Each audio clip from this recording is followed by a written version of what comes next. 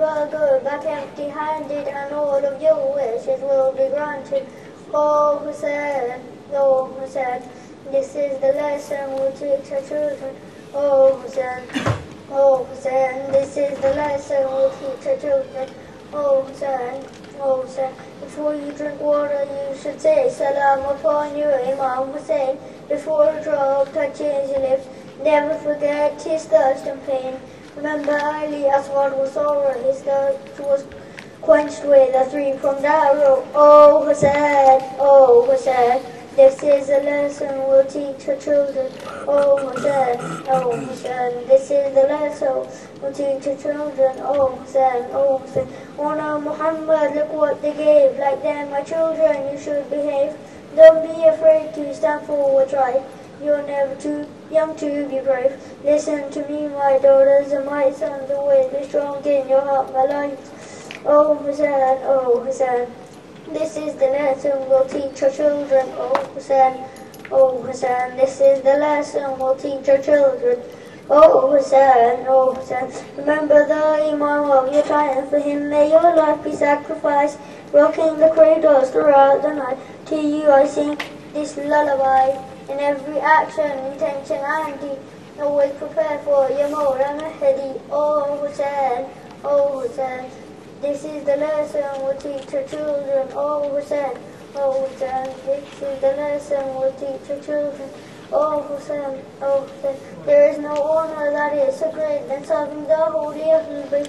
Our community, for this we pray, that our children are blessed with this faith. May this live on in our generations to spread your mission in every nation. Oh Hussein, this is the lesson we'll teach our children.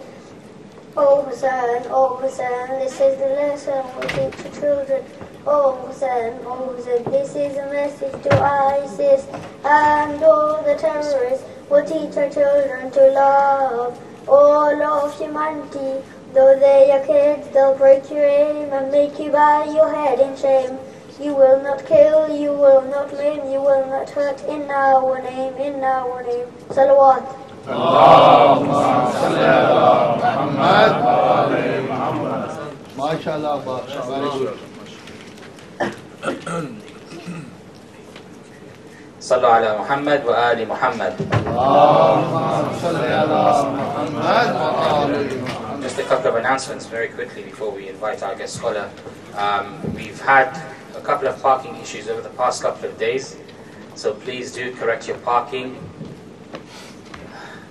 Do correct your parking. Do not park at bus stops. Do not park on double yellow lines. Do not park outside. It's standard. You don't do this to your neighbors. This is like our house. We don't do this to our neighbors as well. It's exactly the same thing. If you did it at home, you're going to get your neighbor having a go at you. You're going to get into an altercation. We don't need any of that, especially in these holy nights. So please do not park incorrectly. Secondly, I've noticed a little bit of littering outside. So please do not litter.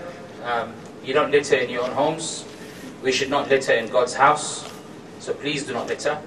It's a bit shameful for me to say this here. So do not litter, please. And finally, I'd like to just remind everyone that the collections for this month's Muharram are still underway. We haven't reached half of our target yet, so please do come forward. I appreciate some of the brothers have come forward. Those who are willing to, those who are wanting to bank transfer, we can arrange that for them. If you'd like to do this in cash, please come and see any one of the committee members, or Uncle Sajjad Jafri specifically, as he's got the receipts for you as well. It's £100 per working member and not £100 per household. So every working member is expected to pay the minimum of £100 towards this great cause, inshallah. Please do welcome our guest scholar, Sheikh Mohammad Dhaini, to deliver his majlis with a very loud salawat ala Muhammad wa ali Muhammad. Allahumma salli ala Muhammad wa ali Muhammad.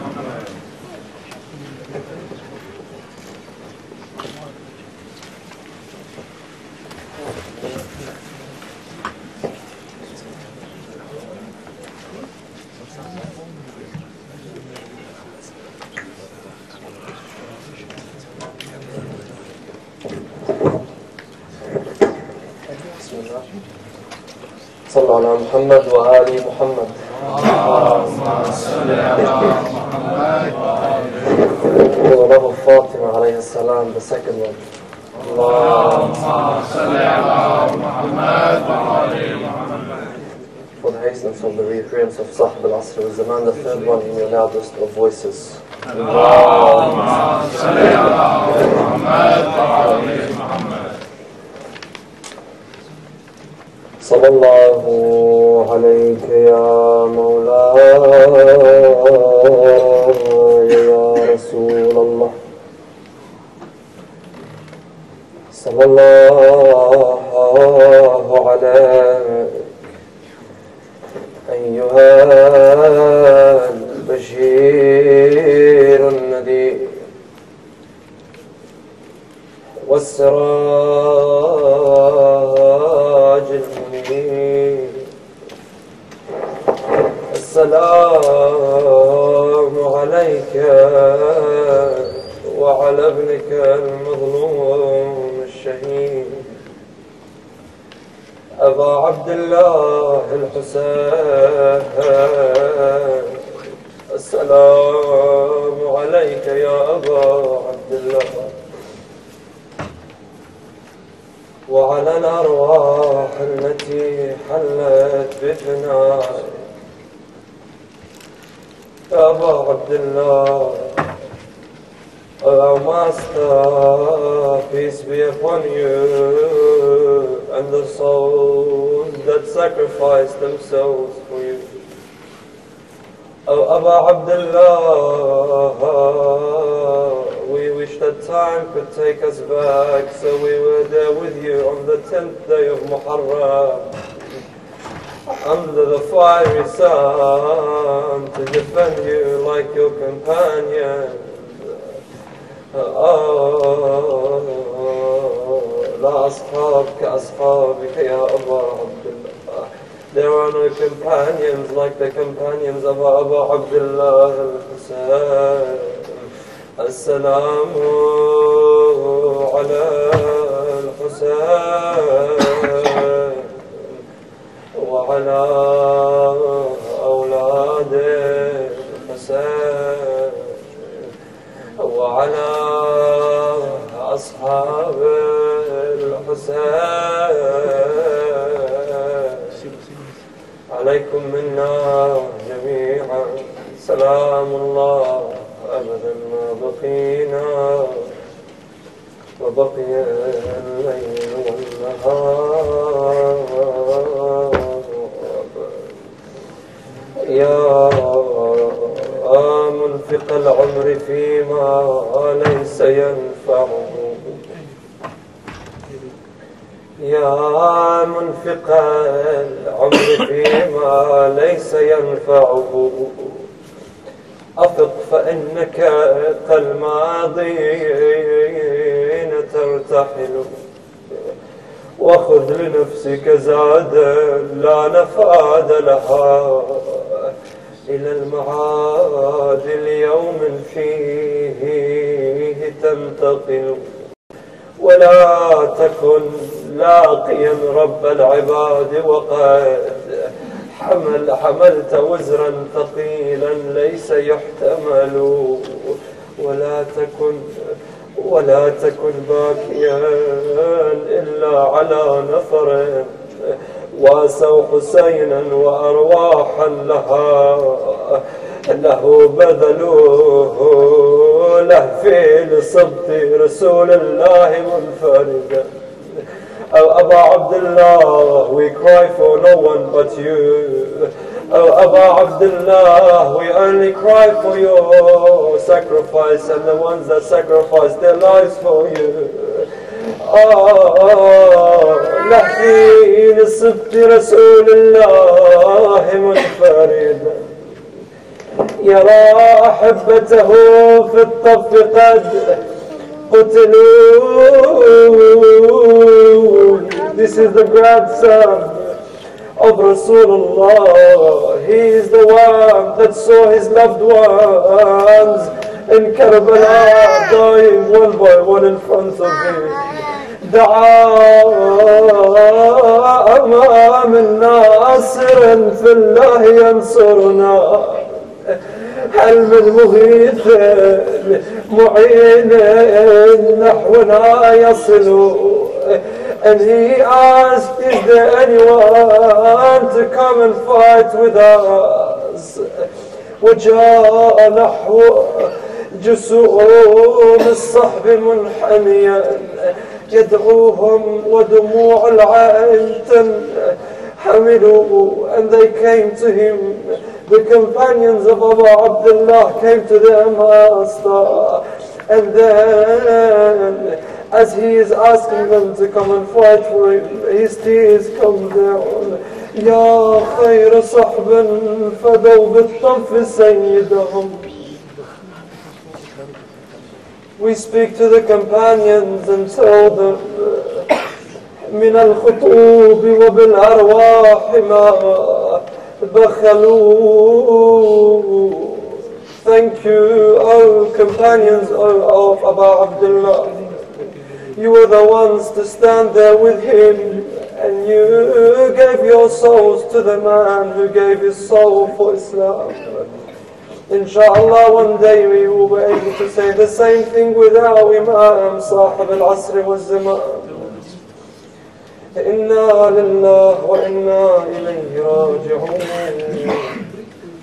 سيعلم الذين ظلموا أهل بيت محمد أي منقلب ينقلبون والعاقبة للمتقين. صلى الله عليه وسلم وآل محمد. نارا تكبير، نارا رسالة، نارا حيدري، نارا صلوات.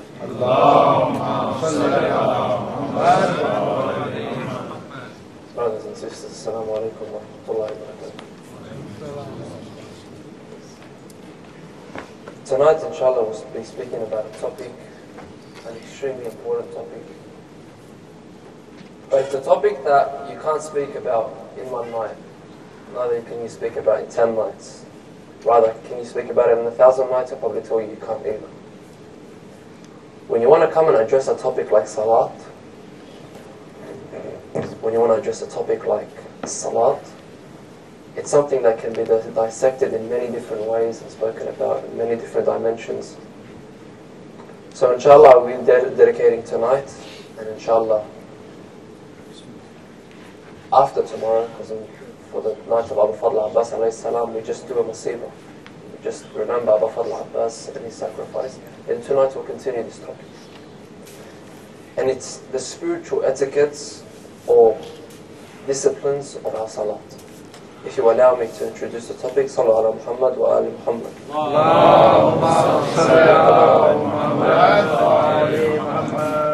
Like I said, when it comes to as-salat, when it comes to prayer, you can speak about it on many different dimensions in different ways. And you find that in our hadith, in our narrations, in our traditions, there are many, many factors when it comes to salat, and on many levels that the Imams speak about it. Even within the Holy Quran, Allah subhanahu wa ta'ala, when He mentions salat, He always mentions salat is amud al-din, it's the pillar of religion. In qubilat ma siwa, if our salat is accepted by Allah subhanahu wa ta'ala, then everything next to our salat, beside our salat, is accepted. وَأَنْ رُدَّتْ رُدَّ مَا سِوَاهُ. And if it's not accepted, then everything we do has no meaning. And just between brackets, my brothers and sisters, I touched on this last night.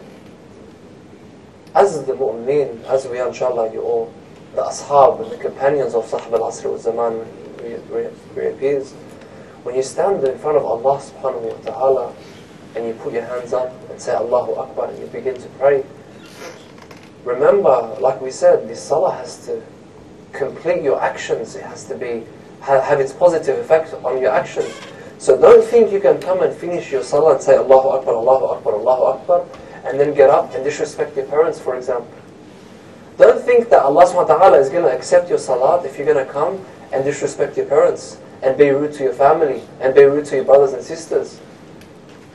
It's in qubila masiwah, inshallah we'll speak about the different types. It's an extremely important aspect of our actions not only the action of salat. Allah subhanahu wa ta'ala, when He talks about the mu'min, the believer, there's at the very least 8 different times in the Holy Quran when He's talking about الَّذِينَ آمَنُوا, and He says وَأَقَامُوا الصَّلَاةِ وَأَقَامَ الصَّلَاةِ الَّذِينَ آمَنُوا وَعَمِلُوا الصَّالِحَاتِ وَأَقَامُوا الصَّلَاةِ وَآتُوا الزَّكَاةِ. Always when He wants to bring Allah subhanahu wa ta'ala, the believer, when He wants to mention the believer, He conditions the believer, al-mu'min, with his salat. You can't be a believer, you can't be a mu'min, you can't be a muwali without you establishing your salat. Aqimu salat means establishing your prayers. The ones who believe in Allah subhanahu wa ta'ala, وَعَمِلُوا الصَّالِحَاتِ, and they do good deeds, وَأَقَامُوا الصَّلَاةِ, and they established and they upheld their prayers. So it's mentioned on many different times, even when it comes to tawbah, when it comes to repentance, when you want to repent to Allah subhanahu wa ta'ala. A condition of my repentance, and we are all sinners, brothers and sisters, and I begin with myself, when we want to repent towards Allah subhanahu wa ta'ala, a condition of that repentance is our salah. فَإِن تَابُوا وَأَقَامُوا الصَّلَاةِ, and if they repented, or when they repented, and Allah subhanahu wa ta'ala associated, and they established their prayers. Also, Allah subhanahu wa ta'ala differentiates the mu'min from the hypocrite by salat. Salat is the line, it's the red line that differentiates the hypocrite and the believer. For example, Bismillah ar-Rahman ar-Rahim, إِنَّ الْمُنَافِقِينَ يُخَادِعُونَ اللَّهِ وَهُوَ خَادِعُهُمْ وَإِذَا قَامُوا لِلصَّلَاةِ. And this is extremely important, my brothers, especially my younger brothers, because I remember myself when I was younger, I always needed someone to explain to me the importance of salah, because let's face it, I'm young, I don't understand, what am I doing, what are these actions? وَإِذَا قَامُوا لِلصَّلَاةِ قَامُوا كُسَالًا. So Allah subhanahu wa ta'ala is saying the hypocrites are the ones who try to trick Allah subhanahu wa ta'ala. But in reality, He is the one tricking them. And then, if they get up to pray, how do they get up? In what way do they get up to pray, these hypocrites? They get up lazy. They can't be bothered for salah. They can't be bothered to get up to pray. They're lazy with their salah. So, it defines the mu'min, it defines his tawbah, his repentance, it differentiates the mu'min from the hypocrite, and in many ahadith, so this is the ayah, in many ahadith, it differentiates the mu'min from the kafir. It's either you are kafir or you're a mu'min through your salat. But it's extremely important to understand this, my brothers and sisters. Salat is not a punishment. And unfortunately, sometimes we treat it as if it's a punishment. Salat isn't Allah subhanahu wa ta'ala come and saying, you know, he's punishing me 5 times a day, so I have to get up and pray 5 times a day. No. Salat is not iqam. It's mi'raj. Salat is mi'raj al-mu'min. For example, and I'll explain that thoroughly now. When you look at an action like Hajj, for example, the whole complete package of Hajj, it's as if you find Allah subhanahu wa ta'ala is telling you, look, I want you to do 1, 2, 3, I want you to go, I want you to cut your hair bald, for example, I want you to go and throw rocks at the shaitan, I want you to sit in Muzdalifah, which is for the brothers or my uncles that have been to Hajj, know that Hajj is not an easy thing to do. When it comes to, for example, sitting in Muzdalifah, it's a lot of people, millions and millions of people in Muzdalifah, and everyone's sweaty and everyone's dressed the same way, and it's hot. You feel like, why am I doing this? So you feel like with Hajj, Allah subhanahu wa ta'ala is testing the loyalty of the servant. He's trying to say, how loyal is my servant to me? I'm going to make him do these actions in a particular order to see if is he actually going to do them or not. And by the way, he's not even going to understand why he's doing it. When it comes to, for example, paying kafara, you have done something wrong, and Allah subhanahu wa ta'ala is like, it's a sort of a punishment.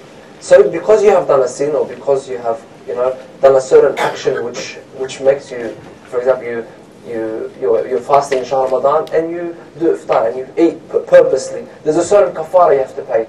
This kafara it's like a punishment for the action that you have done. So yeah, it's a sort of punishment. Whereas when it comes to salat is mi'raj al-mu'min. Salat, because it's the condition of Iman, it is what helps the soul ascend towards Allah subhanahu wa ta'ala. It's the act which makes me ascend towards Allah subhanahu wa ta'ala. Makes me go past this physical world and sit in front of the Creator, Allah subhanahu wa ta'ala, Malik, Al-Mulk, Al-Quddus, Al-Hayy, Al-Qayyum, sitting in front of Him and being obedient to Him. Inshallah, in 2 nights we will discuss the actions of Salat and the importance of each action, going from the wudu and how the Imams used to look at wudu to Takbirat al-Ihram to ruku' to sujood. But inshallah today we just want to I want to begin by explaining Salat and the importance of Salat for myself. I'm not sitting here and I'm teaching my brothers and my sisters something that I have accomplished. I am mentioning a hadith now and putting it in a certain way so we could all learn from it together. So it's Mi'raj al-Mu'min. Salat is the place where I ascend towards Allah. To give an example to make this clearer for my brothers and for myself, imagine you take your car is very dirty, and you take it through a car wash. You enter this car wash, it's completely dirty, and then, the car wash begins, and they scrub, and they put soap, and they polish it, and 1 hour and a half later, you come out with a polished car. Or, the people, it's like you're going through a factory. You're going through a factory, and you're dirty, and you're sweaty, and you're black because of the cold and whatnot. And the factory comes in and it cleans you and purifies you. This is Salat. You enter Salat as the sinner, al-Muthnib, as the one that has been astray from Allah subhanahu wa ta'ala. As a sinner.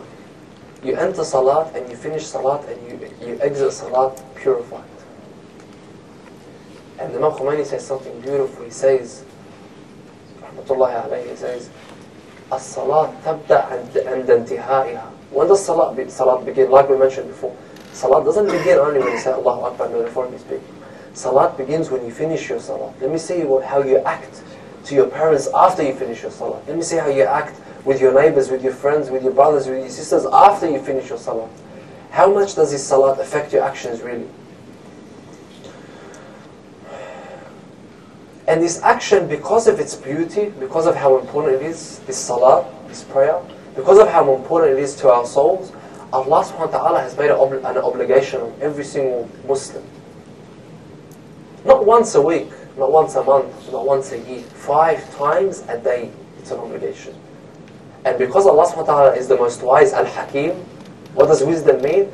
The wise person puts the right thing in its rightful place. And because Allah subhanahu wa ta'ala is the most wise, and He created us, and He knows what we need, and what we should be doing. For example, if I came and I put a phone in front of you, and I created this phone, and I told you, hey bro, look, if you click a certain button on this phone, it'll make your phone 10 times faster. You knowing that I created this phone, you knowing that I am the one that knows the secret of this phone, you won't even ask twice. You'll be like, oh, He created the phone, He's the engineer, He's the architect, He's the smart guy. Of course He put the button in a certain place. I'm just going to listen to Him and press the button. So because Allah subhanahu wa ta'ala created us, He knows the wisdom behind every single secret behind this salat, so He makes an obligation upon us. Not once a week, like I said, 5 times a day. 5 times. Sallu ala Muhammad wa ali Muhammad. And it's the most profound way of reaching Allah subhanahu wa ta'ala. For example, there's a story. A man, he claims that he was very spiritually, aware and connected to Allah subhanahu wa ta'ala. So he would go to Iran, and he would actually this man would go with a teacher of mine. So this teacher's telling me the story. My teacher told me, he's like, I went with this guy, and we'd go to certain scholars, spiritual scholars. They're known like. For example, like Sheikh Bahjat, everyone knows him to be spiritual and humble and whatnot, and they're close to Allah subhanahu wa ta'ala. So he would go to certain ulama, certain scholars, and ask them, can you please give me a dhikr? Something to recite, so I can get closer to Allah subhanahu wa ta'ala. And they'd all say, no, stick to what you know, stick to what you have, etc., etc. And then my teacher got angry for him.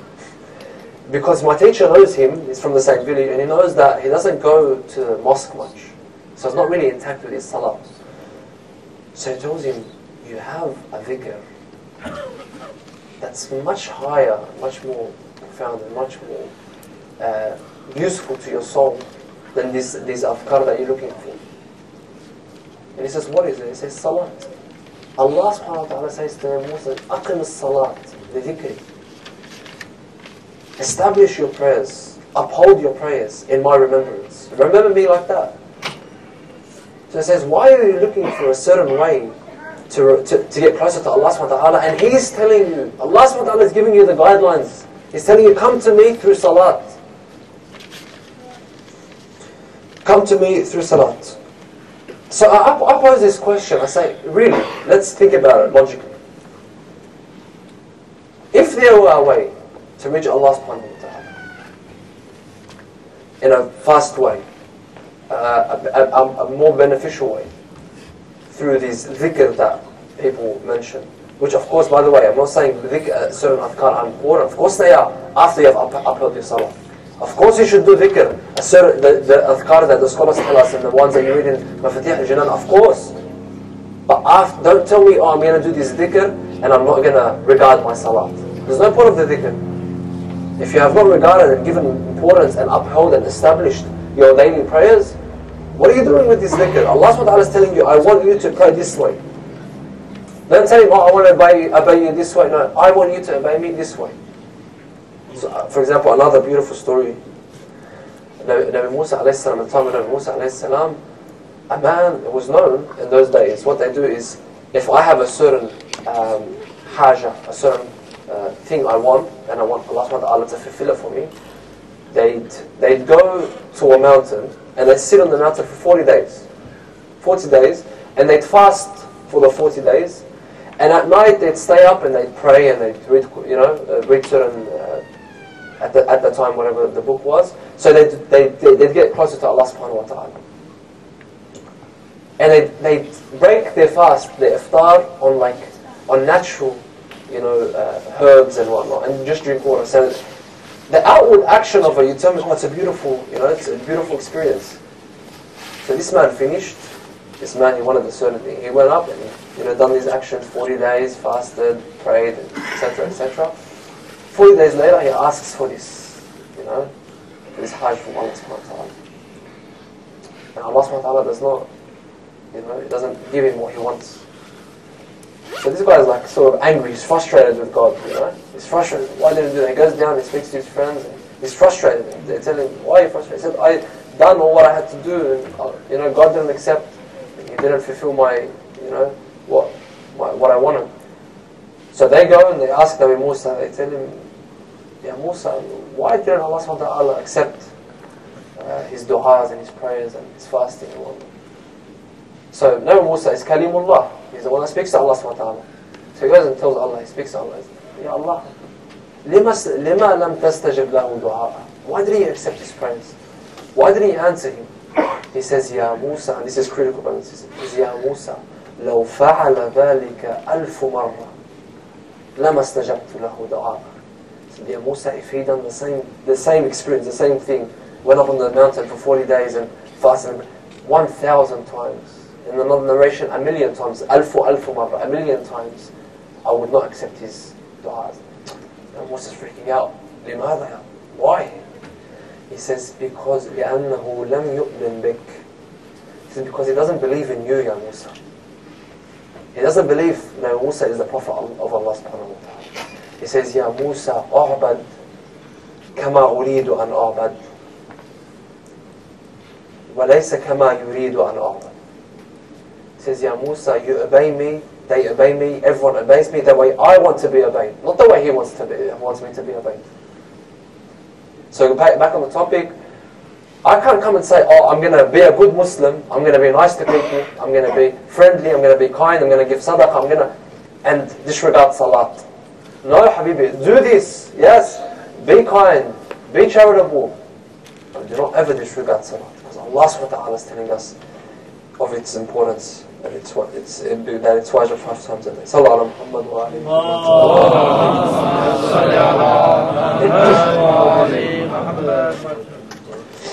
So, this salat is the bridge that connects us to Allah subhanahu wa ta'ala on a spiritual level.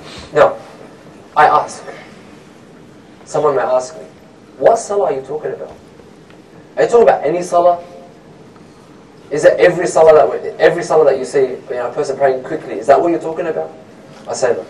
I say salat, there's 3 different types of salat. Focus, my brothers and sisters.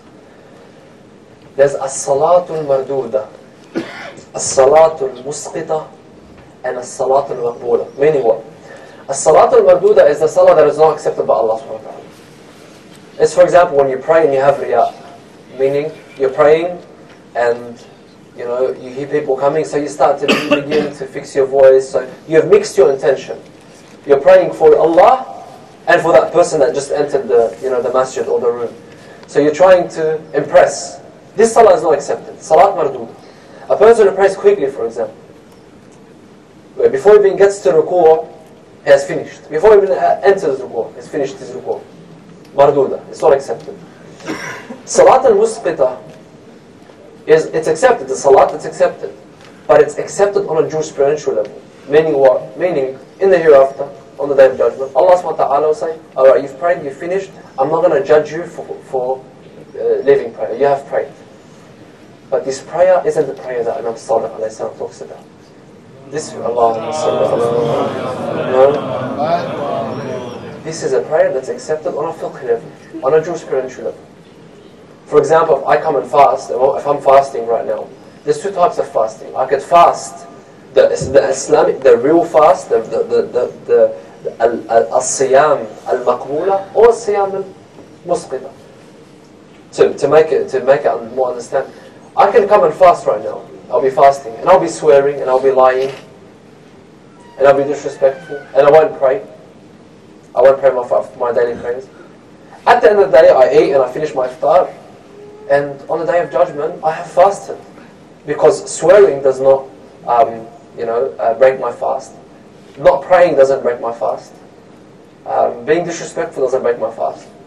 But what type of fast is this now? What type of psalm is this? It's a psalm that, inshallah, it's just like if Imam Ali alayhi salam is looking at that psalm, a person like that fasting, he'll be like, he's not from my Shia. If Rasulullah sallallahu alayhi wa sallam, it comes with Allah sallallahu. If he looks at a person fasting in this manner, he say, this is not my Muslim. Yeah, okay, his fast is accepted, inshallah, but that's not what I want. So as-salat al-musqita is not what Allah subhanahu wa ta'ala wants, or what the Rasulullah sallallahu alayhi wa sallam wants. He wants as-salat al-maqbula. What is as-salat al-maqbula? It's the salat that we're talking about here. This is the salat that I'm addressing now, the importance of this salat. It's as-salat al-maqbula is the prayer that is accepted by Allah subhanahu wa ta'ala on all levels, on all dimensions. And this is the salat that has hudur al-qalb, the presence of your heart. This is where your heart is really intact with Allah subhanahu wa ta'ala in your prayer. Of course, I can't get, because of the time, I can't really get too much into the topic. Inshallah, in the next lecture, we'll speak about tips on, of course, to myself, I'll begin with myself, on how can we get our heart attached to Allah subhanahu wa ta'ala in this salah. So, this salat isn't a salah where I say Allahu Akbar, and as soon as I say Allahu Akbar, I have begun to think of my day and addressing the things I'm going to do today, or think about the food that I'm going to eat, or think about a certain question someone asked me, or a game that I want to play, which tends to happen. When as soon as you say, subhanAllah, as soon as you say Allahu Akbar, your imagination begins to work, and your thoughts start to jump in. You start to think of many different things. This salah, this prayer, does not have your heart intact. Your heart is not connected to Allah subhanahu wa ta'ala in this salah. So this isn't the salah that is. So for example, when Imam Sadiq alayhi salam talks about this salah, he says the as-salat al-maqbula, this salat that's accepted by Allah subhanahu wa ta'ala, this is the salah that in qubilat ma siwaha wa in ruddat rudda ma siwaha. This is the salah that when I pray this in this specific way, all my actions will be accepted by Allah subhanahu wa ta'ala. But when I don't pray, if I pray this in this way and it's not accepted, none of my actions are accepted by Allah subhanahu wa ta'ala. How is it not accepted? When my heart is completely disassociated with Allah subhanahu wa ta'ala in this salah. And he continues and he says, this salah al-maqbula isn't an easy salah to attain. It's not easy, brothers and sisters. Now I'm addressing it. It may sound like, but this salat is not easy to achieve. It's not easy to achieve. That's why he says this prayer can be accepted into certain percentages. How long throughout the salah was your heart really connected to Allah subhanahu wa ta'ala? 50% of the salah, your salat will be accepted, 50% of it will be accepted. A quarter will be accepted. A third will be accepted. A tenth will be accepted. So it depends on how connected you are to Allah subhanahu wa ta'ala through this salah. For example, and this is real, the American army, for example, when they come and they want to train their soldiers, there's the American proverb that say, you are what you eat. You guys have heard of it probably. You are what you eat. So the Americans, what do they teach the army soldiers? They make them eat snakes, so scorpions, certain animals and insects. Why? So they can become beasts. Because only a beast can enter a land that's occupied by people, by human beings, like Palestine, for example.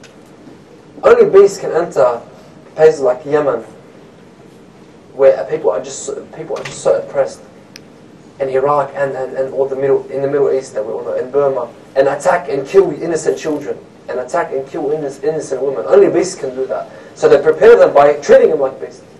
So you are what you eat. A beast eats this, so you eat this way.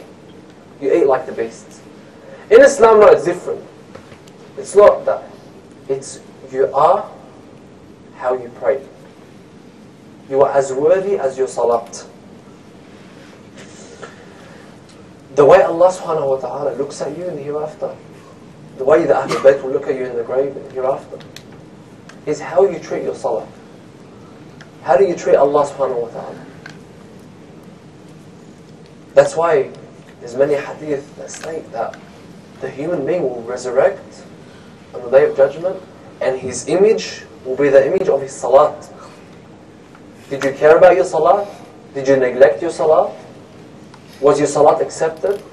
Did you really connect to Allah subhanahu wa ta'ala throughout this salat? Or were you thinking about dunya and the materialistic world? That's why you find, for example, Imam Ali alayhi salam, when it comes to Ali ibn Abi Talib alayhi salam, if you wanted to come and speak to him. But when it comes to salat, he's disconnected from the world. You know what I mean by disconnected from the world? I mean, in the hadith, it's a sahih hadith, Imam Ali alayhi salam was injured in one of the wars, and an arrow someone shot an arrow into his foot. So the arrow entered from one side and exited through the other. So now he's got his foot there, and half of it has the arrow inside it. And it was very painful. Muhammad was in a lot of pain. So they started to debate, how do we remove this arrow from the foot of Ali ibn Abi Talib? And a man comes up and says, remove it whilst he's in salat. Because he can't feel his body when he's in salat. He's disconnected from the world when he's in salat. He can't feel this physical world. I don't know. Rasulullah sallallahu alayhi wa alayhi. Allahumma salli ala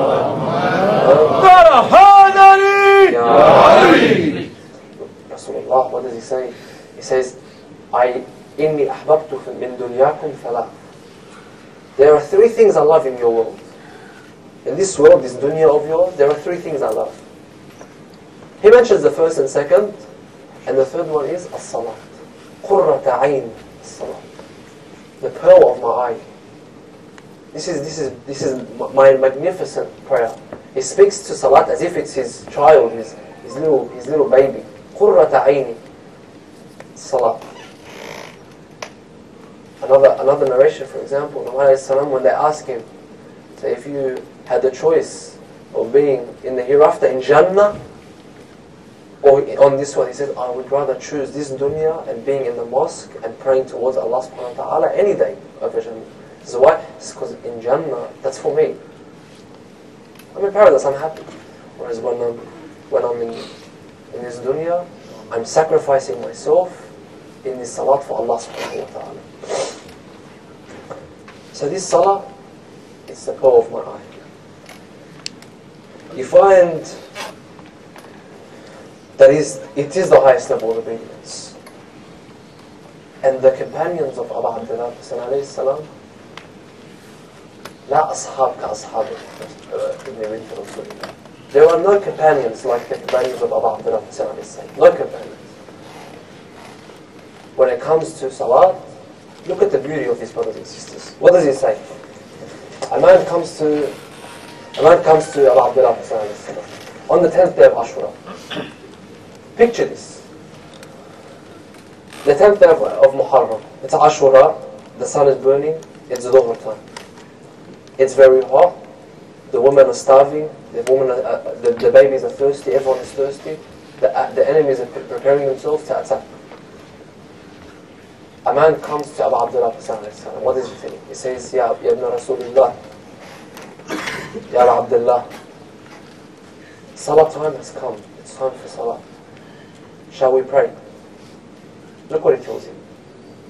He tells him, أَذَكَرْتَ الصَّلَاةِ, you have remembered Salat. He says, جَعَلَكَ اللَّهُ مِنَ الْمُصَلِّينَ. You know what that means, brothers and sisters? This is a companion that's about to be martyred in the greatest of battles amongst the greatest man alive after his father and his grandfather, Abu Abdullah. He's about to be martyred right next to this man, and he says, جَعَلَكَ اللَّهُ مِنَ الْمُصَلِّينَ. Abu Abdullah tells him, may Allah subhanahu wa ta'ala resurrect you with the ones who upheld their salat. So this status of shaheed fi Karbala, shaheed by the martyr by the side of Abu Abdullah is high. That's جَعَلَكَ اللَّهُ مِنَ الْمُصَلِّينَ. The status of the one who establishes prayer is higher.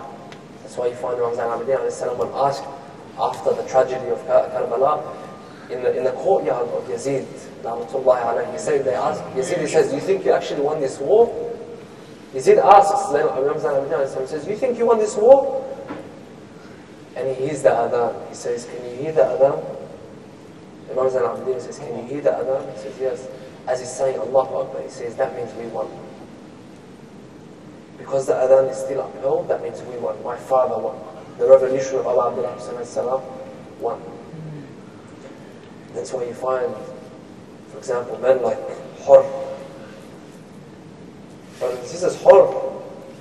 To understand the importance and how big of a companion Hur was, you have to understand what led Hur to becoming Hur. Hur on the way to Karbala, he was the one that was rejecting Abu Abdullah from drinking water. As you may know, Imam Hassan, he had control, and the army of Abu Abdullah, they had control the Euphrates, the Nahr al-Furat. But Imam Hassan, because of his mercy, because of his love, because of the man he really is, he would allow the enemy to come and drink water. He would come, not only the enemy to drink water, brothers and sisters, he'd look at the horses and he'd say, oh, the horses are hot. Let them come and step into the water because their feet are probably burning from the sun of Karbala. This is about Abdullah. Hur was stopping this man from drinking water. And then at one stage he would force Abu Abdullah away from the Nahr of Euphrates. But when it came to Salat, this is Hur. When it came to Salat, he'd tell everyone no one is allowed to pray except for behind the grandson of Rasulullah. When it came to Salat, everyone stops and you go and pray behind Allah. So the 10th day of Muharram comes. It's Ashura. This man looks, so now you understand, Hur was known as a fierce warrior. He was scared. Everyone used to be scared of Hur. He was a general in the army of Umar ibn Sa'd. He had a big role in the army of Ubaydullah ibn Ziyad. So Hur looks to his left, looks to his right, looks in front of him. People are ready, these animals are ready, prepared. And a man comes to Hur and he says, what's wrong with you? Color, your face is changing. Your face becoming yellow and purple and green.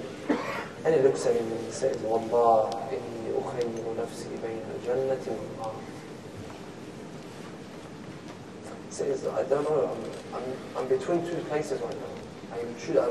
I have to choose between heaven and hell. And he says, Wallah, I will not choose over heaven anything. So he packs his knee and he goes towards the tents of Allah. And as soon as he gets to the brothers and sisters, the reason I explained what Har was and what he became now is so we can learn from the story of Har. Brothers and sisters, we are all sinners. Every single one of us sins. Every single one of us falls into ma'asiyah. But it does not mean we give up. We don't give up on Allah subhanahu wa ta'ala. Allahumma inni as'aluka bi rahmatika allati wasi'at kulla shay. Your mercy, I ask you and beseech you in your mercy, O Allah. And this is the same thing that Har done on the 10th day. This is the last moments of his life, brothers and sisters. A man that was going to the pits of hell. And he drops onto the ground at the feet of Abu Abdullah. Abu Abdullah, forgive me. Forgive me, I'm the one that denied you from drinking water from that water. I'm the one that denied your children from drinking water. Forgive me, please forgive me. He'll say, at the feet of Abdullah. And he looks at him like that, and says, I forgive you, and Allah subhanahu wa ta'ala forgives you. And then Har begins to cry. And he says, Ya Abu Abdullah, I will be the first one. I'll be the first one to sacrifice himself. So he goes towards the battlefield and he looks at the enemy and he says, what are you guys still doing? This is the grandson of Rasulullah sallallahu alaihi wasallam. You want to come and kill the grandson of Rasulullah? Wake up to yourselves. And they begin to talk and fight, and Har begins to fight like the warrior he is, until he was dropped down to the ground. And then he screams, Sayyidi ya Aba Abdullah, Assalamu alayk, Samihni ya Aba Abdullah. Oh my master, Aba Abdullah, forgive me. Forgive me, my master, peace be upon you. Aba Abdullah al-Husayn rushes to Har. He tells him, Har wa alayka as-salam. Anta fil jannah ya Har. He looks at him as well. He looks at Abu Abdullah, then tells him, Anta harran kama sammatka ummuka harra. Abu Abdullah tells him, you are Har, you are free the same way your mother called you the free one. She named you the free one and you are free from these animals. And then you find Umar ibn Sa'd on that 10th day of Muharram. He calls upon one of his companions. He says, Ya Durayd, adni rayatak. He tells him, Ya Durayd, bring your flag and uphold your flag and then stand under it. And this is the sign of war, my brothers and sisters. He comes and he puts his flag up and then he gets his bow and arrow and then he fires the first arrow towards the tent of Abu Abdullah. And then he screams to the companions, he tells them,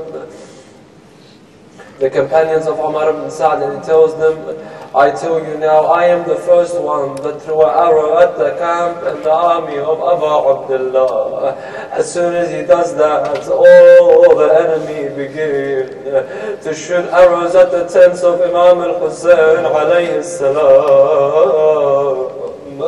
Abu Abdullah looks at his companions and he tells them, Al-an hana waqtul maut. My companions, it is time to fight. It is time for death. Then most of the companions come together and they go towards the enemies of Allah. They begin to fight. Many of them fall. One of the companions that fall to the ground is a companion by the name Muslim ibn Awsaja. His best friend was Habib ibn Mudahir.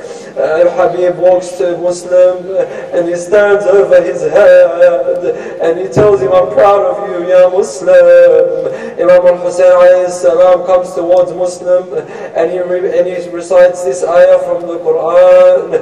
من المؤمنين رجال صدقوا ما عاهدوا الله عليه فمنهم من قضى نحبه ومنهم من ينتظر وما بدلوا تبديلا.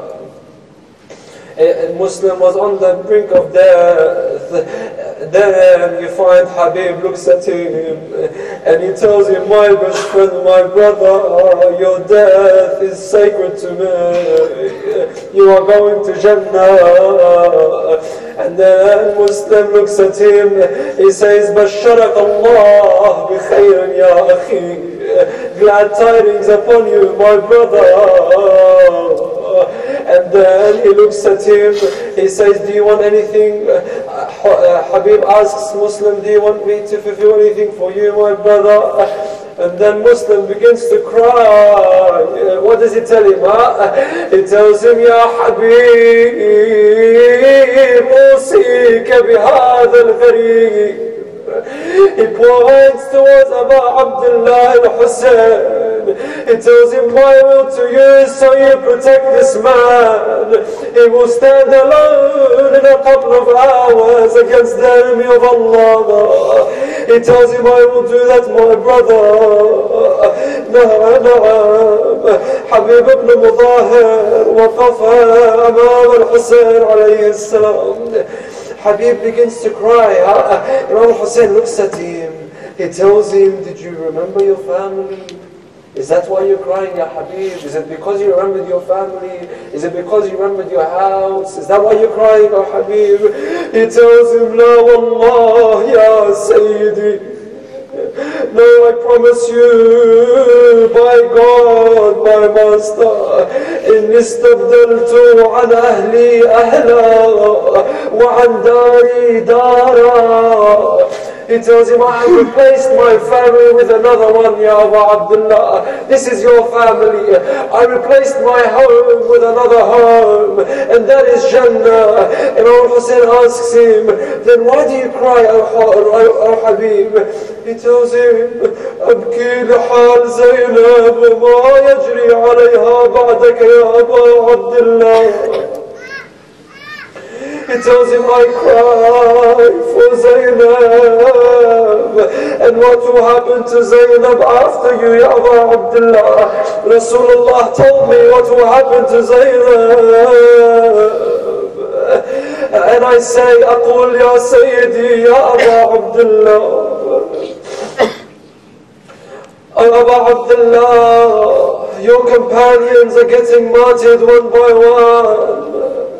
Ya Abu Abdullah, you are there. You are there to protect Zainab and the woman. Abu Fadl Abbas is with you to protect Zainab and the woman.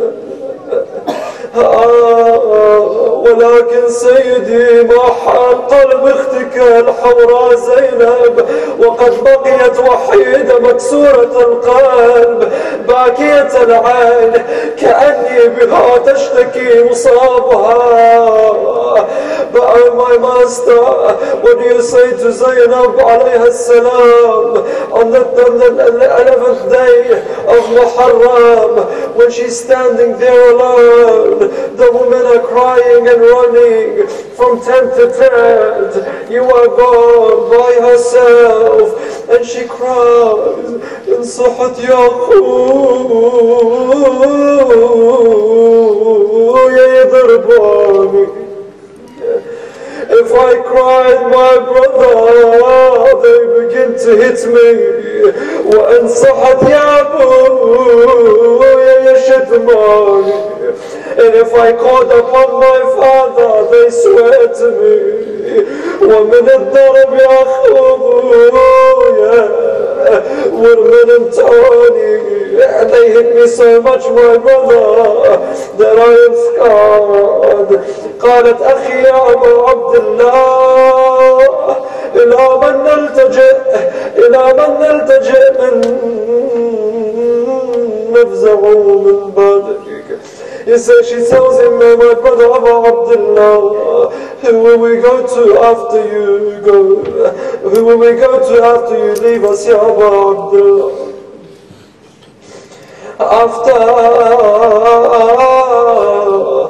After you leave, when our grandfather passed away, when our grandfather was martyred, Rasulullah, we went to our father Ali. When our father Ali passed away, we went to our brother Hassan. And when Hassan passed, we went to you, our Hussein. But now you leave us, who will we go to, Ya Abu Abdullah? إلى من نفزع بعدك يا أبا عبد الله إنا لله وإنا إليه راجعون وسيعلم الذين ظلموا آل بيت محمد بأي منقلب ينقلبون والعاقبة للمتقين. Brothers and sisters, let's raise our hand in dua for all of our brothers and sisters that are in need. The ones who are being oppressed in all the different countries in the Middle East, especially in Yemen and Burma, and in Pakistan, and in Syria and in Palestine. Let's all recite 5 times all together. Bismillah ar-Rahman ar-Rahim. Amman yujibul mutarra idha da'a wa yakshifu as-su'. Amman yujibul mutarra idha da'a wa yakshifu as-su'.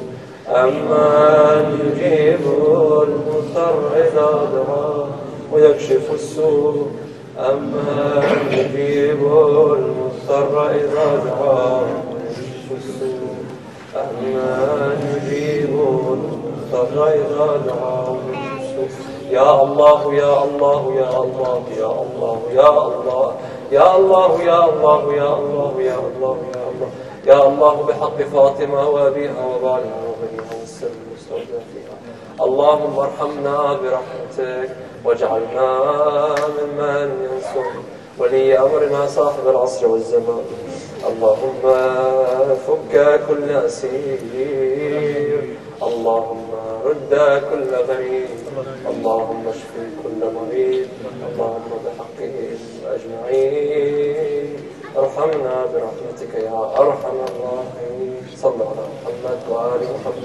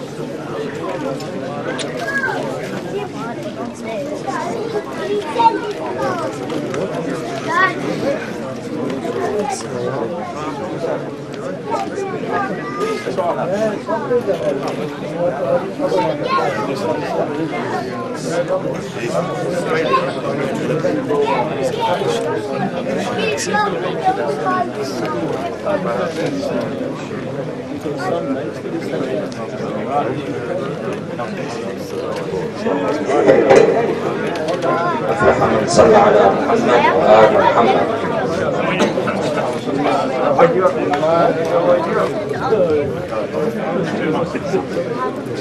Please request the brothers to come back and take a seat so we can benefit from the Urdu program.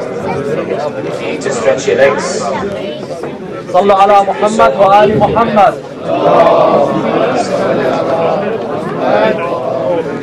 if you need to take a very short break, that's okay. But please do come back in very swiftly so we can continue with the program.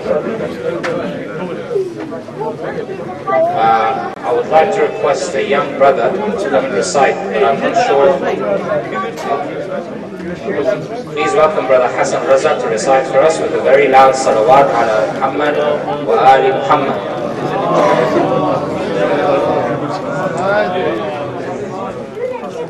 Salawat.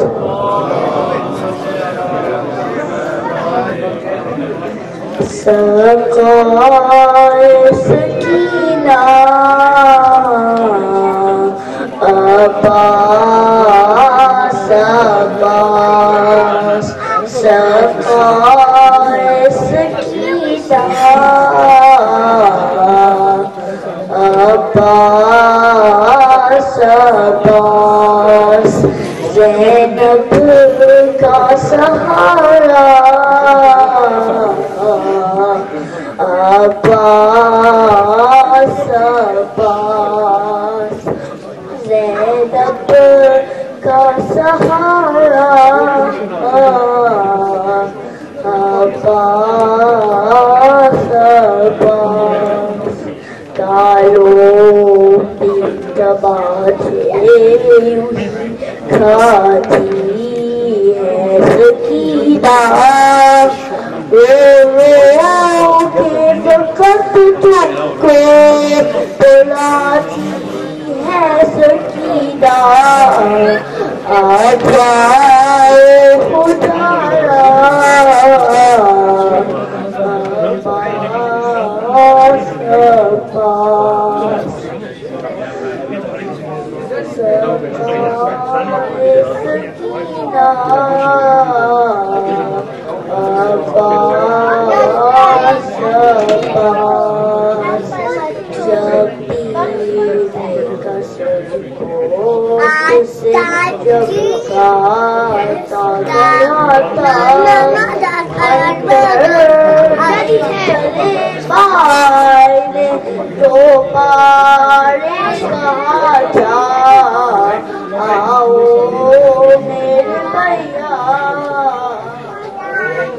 खुदारा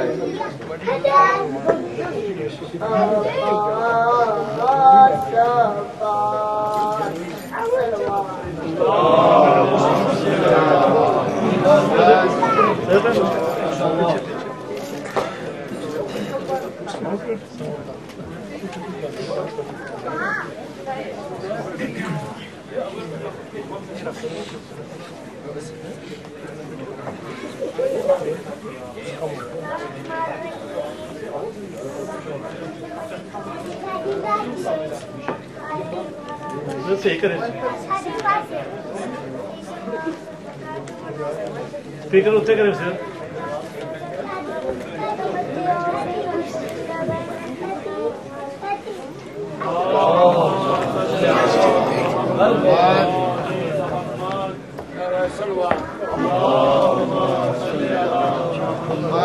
थोड़े अगे आ जाओ please दो रात को होते ना please अगे आ जाओ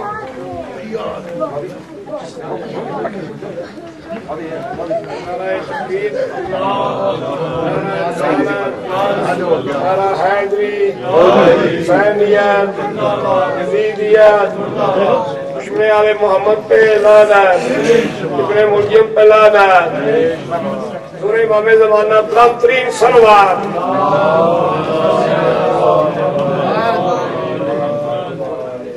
बंदे आते मैं 5 मिनट पढ़ दें कुछ बंदे आ जाते हैं